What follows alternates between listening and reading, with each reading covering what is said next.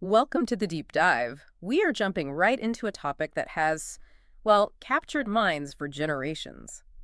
How thought translates into tangible results. hmm Specifically, we're looking at the core principles of Napoleon Hill's enduring work, Think and Grow Rich. Yeah, it's a book that's really achieved legendary status, hasn't it?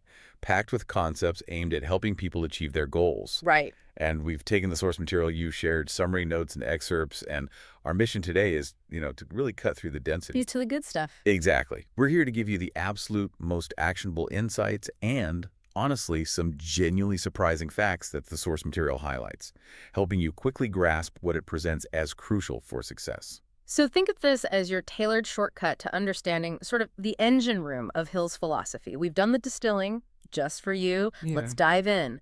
Okay, so the absolute bedrock idea presented in this material is that riches, in their broadest sense, whether that's financial wealth, personal fulfillment, mental clarity, material possessions, they begin purely in the form of thought. It's quite a radical starting point, isn't it? The source argues the amount you accumulate is limited only by the person putting that thought into motion, Yeah. which immediately leads us to the first, most fundamental principle it highlights. You need a definite purpose, a burning desire. Right. It's not enough to just want something vaguely. The source stresses the necessity of a concrete, sharply defined goal fueled by an intense desire. The go-to example here is Edwin C. Barnes. Ah, the Edison guy. That's him. He didn't just want a job with Thomas Edison. He had a burning, singular desire to become Edison's partner. And the material really emphasizes how he acted on that. He showed up, got a menial job, sure, but never lost sight of that definite goal. Never. And when Edison's team was hesitant about marketing the Ediphone, Barnes saw his chance, right? Exactly. He pitched his own sales plan directly to Edison. The regular sales course, they didn't believe in it, but Barnes's conviction and his detailed plan worked. So he sold units. He sold units, persisted, and through that unwavering definite purpose and that burning desire, he eventually achieved his goal of partnership, years after starting in the boiler room. It just shows that where you start isn't the limit if you have that definite why. Yeah, it's a powerful story. The source draws a stark contrast here, too. Millions feel trapped in poverty, blaming some external force, maybe fate or something. But Hill's material argues they are often the creators of their own misfortune through, negative belief systems. And this is key, isn't it? That negative belief gets picked up. Right, by the subconscious mind. And then translated into its physical equivalent, meaning it manifests as lack. Conversely, the successful individuals studied for this work, they thought and spoke things into existence.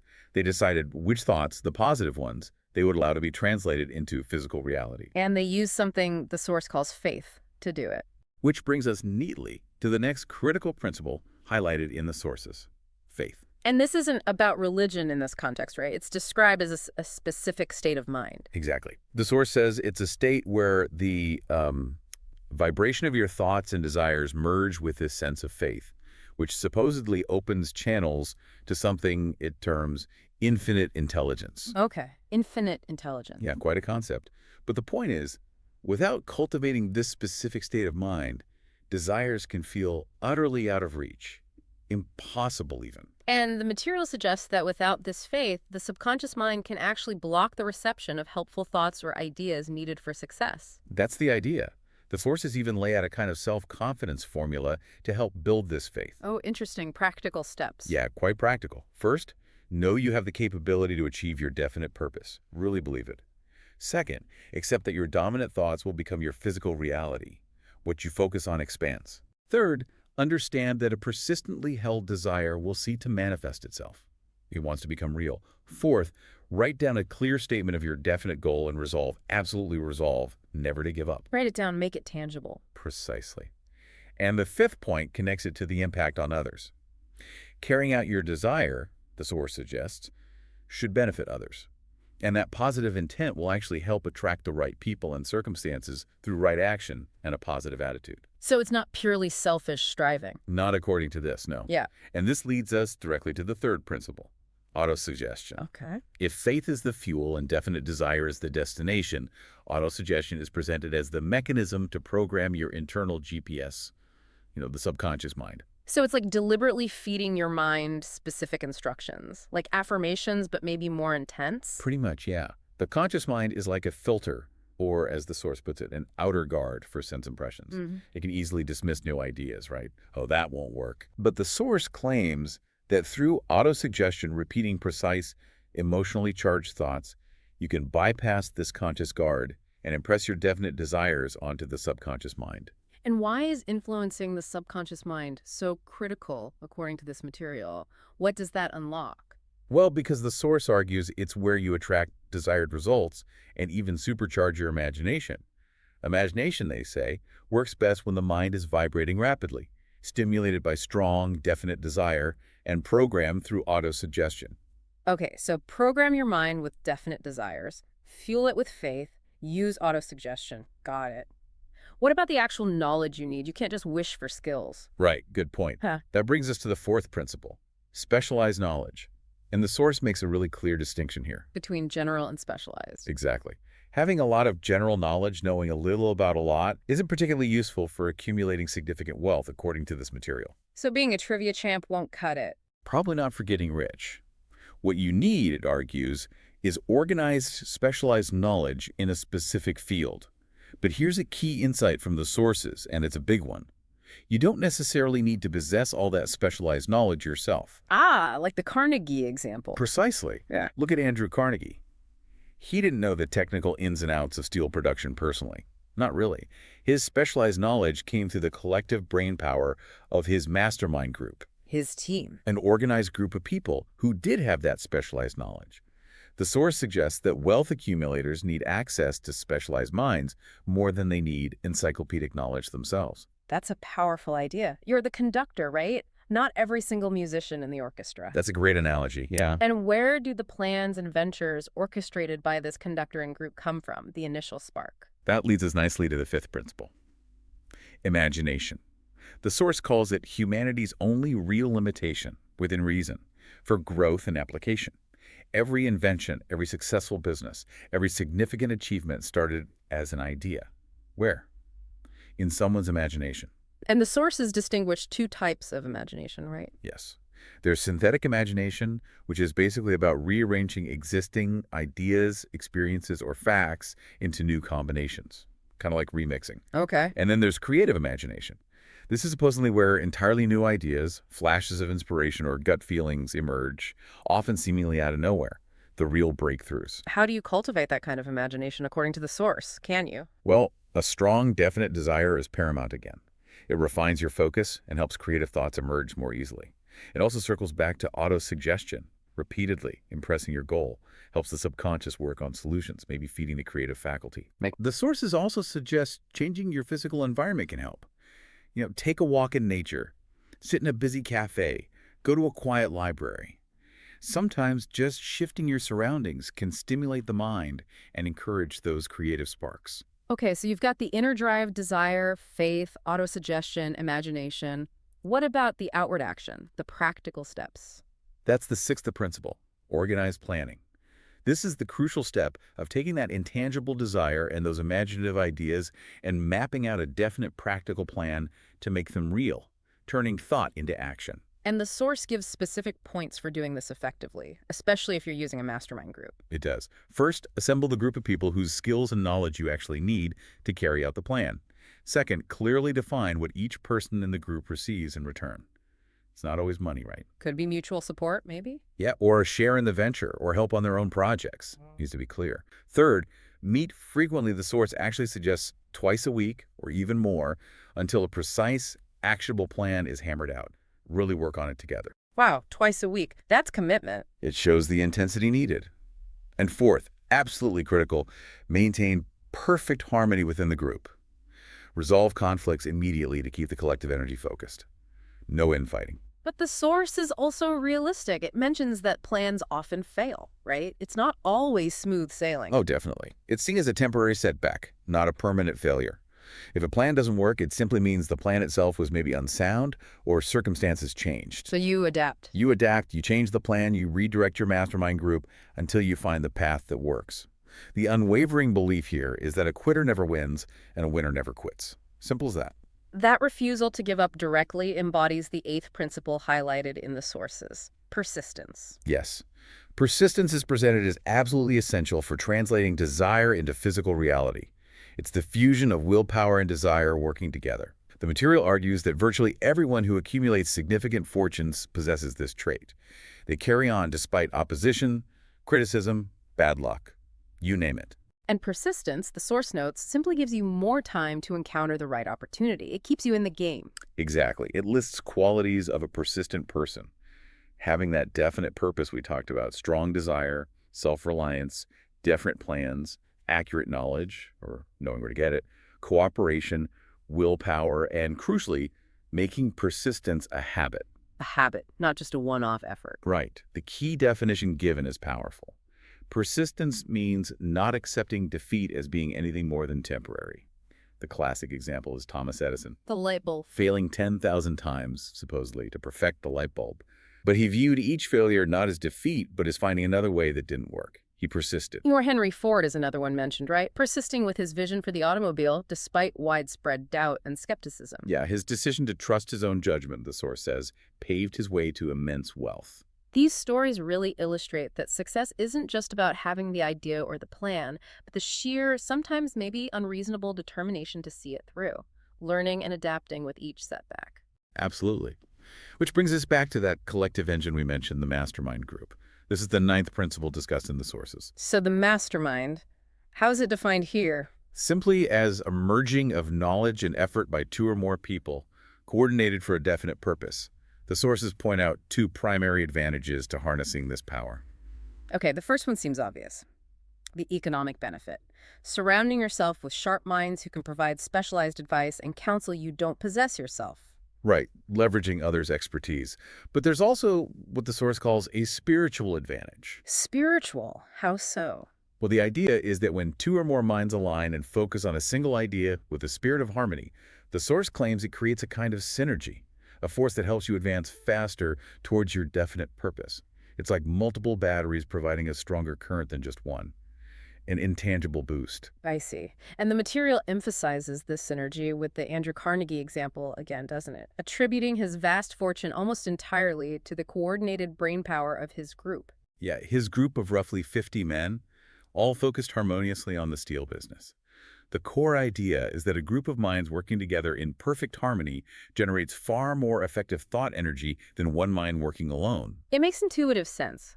To really show how these principles work together, turning abstract thought into massive physical and financial reality, the sources delve into a fascinating, really detailed historical case study, the formation of the United States Steel Corporation. Ah, yes, the big one.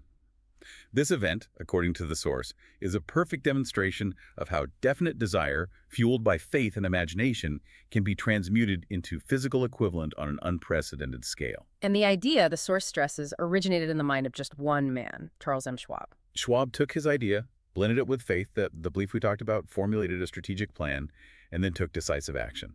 Bold action. The crucial action was his now famous 90-minute speech, right, at a university club dinner in December 1900. That's the one. 80 of the nation's most powerful financial figures were there, including the legendary J.P. Morgan. Schwab wasn't even scheduled to speak for long, but apparently he captivated them. What did he talk about? Just steel? Well, he didn't just talk about current steel production. He laid out a revolutionary program for the future, aggrandizement of steel. This included focusing on efficiency, specialization, aggressively capturing foreign markets. Okay. And, crucially, reducing the cost of steel to expand the market. This was pretty radical, contrasting with the prevailing strategy of monopolies simply raising prices. He condemned that as piracy. That's interesting. What was the context there? Well, it was critical. Andrew Carnegie dominated the industry with his trust, while Morgan was trying to consolidate smaller companies.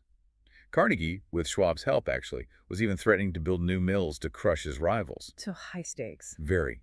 Schwab's speech showed Morgan a brilliant alternative. Unite everyone, including Carnegie's empire, under one massive, efficient entity. The answer Morgan needed. And Morgan was convinced. The source describes Morgan being so enthralled, he spoke with Schwab for another hour after the speech. Schwab then presented his detailed figures, apparently 6 sheets of copper plate, outlining the estimated value and earning potential of the companies he believed were essential for this combination. Wow, copper plate figures. Serious stuff. Yeah, really shows the level of planning. Morgan, Trusting Schwab's judgment completely, tasked him with convincing Carnegie, who was notoriously independent, to sell. And Schwab pulled it off. He succeeded and negotiated a price around $400 million, which remarkably included an additional $80 million just for the value increase Schwab himself had helped create in Carnegie's business over the prior 2 years. Incredible. There's that great anecdote the source includes, too, about Carnegie and Morgan afterwards. Oh, yeah. Carnegie later told Morgan he wished he'd asked for $100 million more, and Morgan simply replied, "If you had asked for it, you'd have gotten it." Shows the power of the moment. So the source highlights that the estimated $600 million increase in value the market placed on the new U.S. Steel Corporation wasn't just about combining physical assets. Exactly. It was, according to Hill's material, largely due to Schwab's idea and the absolute faith and conviction with which he presented it. It's held up as powerful proof that riches really do begin in thought, and that well-packaged ideas, presented with faith and backed by a plan, can be worth immense fortunes. Absolutely. And U.S. Steel's subsequent success, the source notes, validated this entire philosophy for Hill.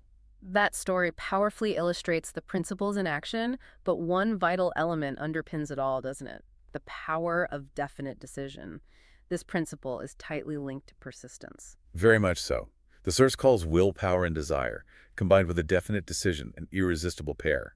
And to show the kind of courage this requires, especially when facing fear, the material turns to the story of the Declaration of Independence. Right, the Founding Fathers. It paints a vivid picture of those 56 men signing the document, fully aware they were staking their lives on that one definite decision for freedom. Knowing it was an act of treason against the British Crown, punishable by death. That takes guts. The source even suggests that the decision to hold the Continental Congress back in 1774 was arguably even more significant than the signing in 76. Yeah, because it represented the very first organized planning and mastermind effort by the colonists to achieve their definite purpose, the initial collective decision to act. And there's that remarkable anecdote of Samuel Adams's defiance mentioned. Oh, right. When the British Governor Gage offered him a bribe to basically stop causing trouble and threatened him with treason charges, Adams' response was incredible. Something like, "Tell Governor Gage that I trust I have long since made my peace with the King of Kings. No personal consideration shall induce me to abandon the righteous cause of my country." Wow. That's definite decision against overwhelming fear. Absolutely. And the material's point is that the same kind of decisive power used to create a nation is available to individuals to become self-determining. It's powered by the same principles: desire, decision, faith, persistence, mastermind, organized plan. Okay, so if the path to success involves these principles, the source also identifies significant internal obstacles that must be overcome, right? The flip side. Yes, definitely. Yes. It details the 6 basic fears that human beings contend with, and it notes that these fears primarily translate into paralyzing worry, mostly through indecision. So what are they? The first one is poverty. Fear of poverty, yes. The source suggests it might stem from ancient tendencies, maybe our inherited tendency to prey economically on each other. He calls it incredibly debilitating, bringing suffering and humiliation. And the symptoms. Things like general indifference, inability to make decisions, crippling doubt, chronic worry, excessive caution, and constant procrastination. Fundamentally, poverty, just like riches, is presented as an offspring of thought, a mindset. Okay, number 2. Fear of criticism. This one, the source suggests, can severely damage your initiative, imagination, individuality, self-reliance. It can manifest from early criticism, maybe even from parents being overly critical. Makes sense. What does it look like? Common symptoms include intense self-consciousness, shyness, awkwardness, general lack of poise. Basically being terrified of what others think. Then there's fear of ill health. Right. Often linked to the fear of poverty because of, doctor bills. But it can also be caused by the negative suggestion hypochondria, basically thinking yourself sick. The source even says worry and disappointment themselves can trigger actual ill health. And the symptoms listed. Constantly expecting sickness, trying every fad remedy out there, talking excessively about ailments, self-coddling to seek sympathy or avoid work, and maybe lack of temperance, like poor diet or habits. Number 4, fear of loss of love. Yeah, called the most painful fear, potentially leading to mental distress, even insanity in extreme cases. The source traces it possibly to historical jealousies or polygamous habits. What are the signs? Intense jealousy, suspicion, constantly finding fault with loved ones, maybe trying to buy affection through overspending or even cheating, gambling. Also insomnia, nervousness, lack of persistence in relationships, a bad temper. Okay, 2 more. Fear of old age. This combines fears of poverty, loss of income, ill health, and loss of freedom or independence. It's also linked to anxieties about diminishing attractiveness or usefulness. What does that look like in behavior? Symptoms include slowing down unnecessarily, developing an inferiority complex, often around age 40, constantly apologizing for one's age, and basically suppressing initiative by feeling too old for things. Despite the source arguing the years 40-60 are often the most productive mentally and spiritually. Interesting counterpoint. And the last one, fear of death. The source calls this the most cruel and ultimately useless fear, often exacerbated by historical religious beliefs, particularly fanaticism. It suggests scientific understanding, like the fact that matter and energy are merely transformed, not destroyed, is helping to dispel this fear. Life as energy can't be destroyed, just changed. Seems logical. Symptoms? A lack of purpose or calling in life, a general lack of resolve or backbone, evasiveness about the topic of death, and neglecting physical fitness or well-being. Wow, those are quite the list. And there's a seventh one mentioned. Kind of a meta-fear, yeah. The sources introduce a seventh basic evil that compounds these fears: susceptibility to negative influences. What does that mean? It's described as a subtle, insidious trait, often fatal to achieving success.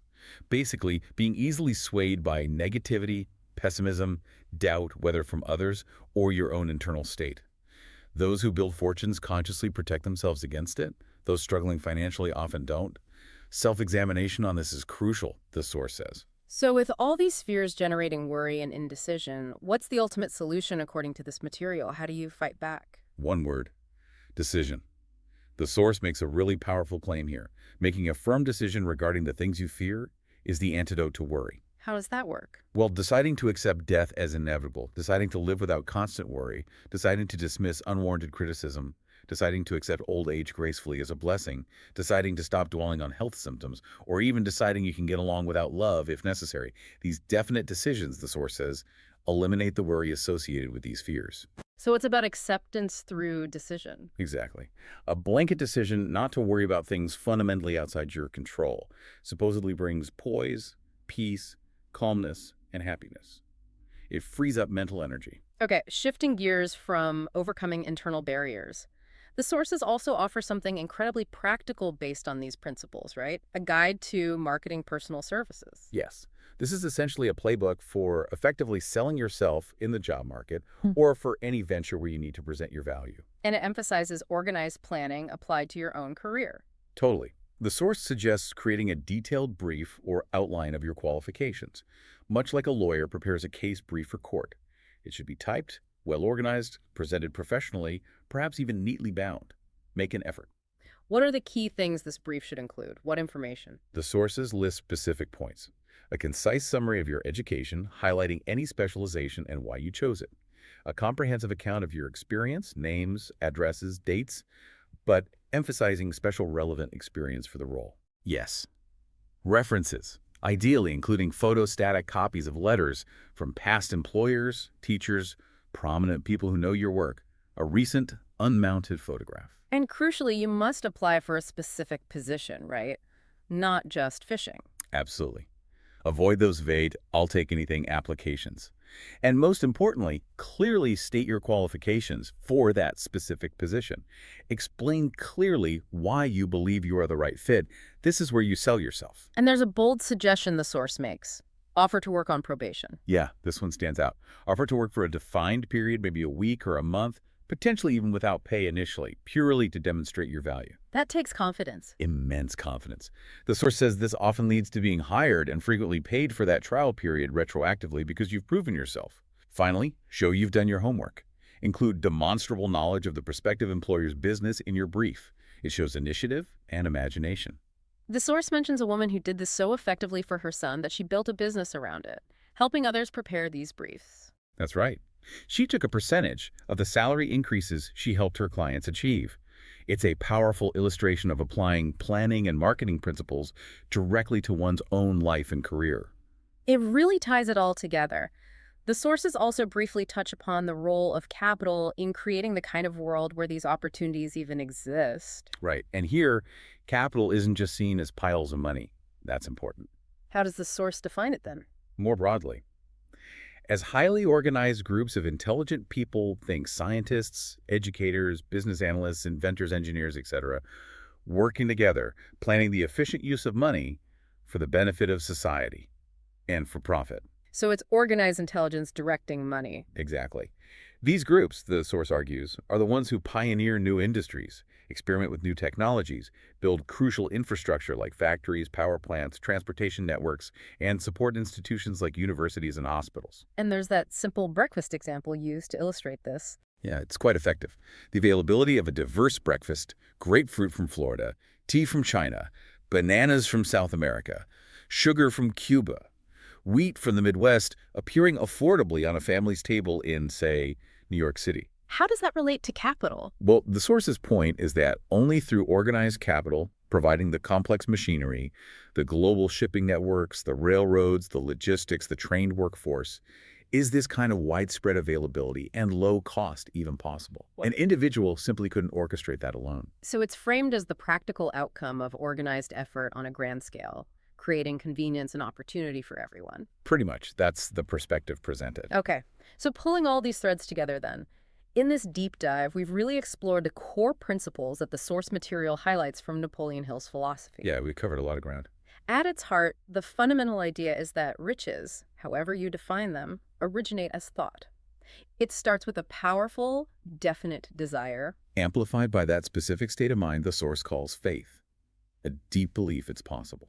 We saw how autosuggestion is presented as the key tool to program your subconscious mind, feeding it the definite thoughts you want to manifest. And that success also requires access to organized, specialized knowledge, often best gained through leveraging a mastermind group rather than trying to know absolutely everything yourself. Imagination is your workshop for ideas, limited only by your willingness to use it, feeding into organized planning, creating that step-by-step map from thought to reality. And that map requires persistent action, especially when you face temporary defeat, which the source says is inevitable.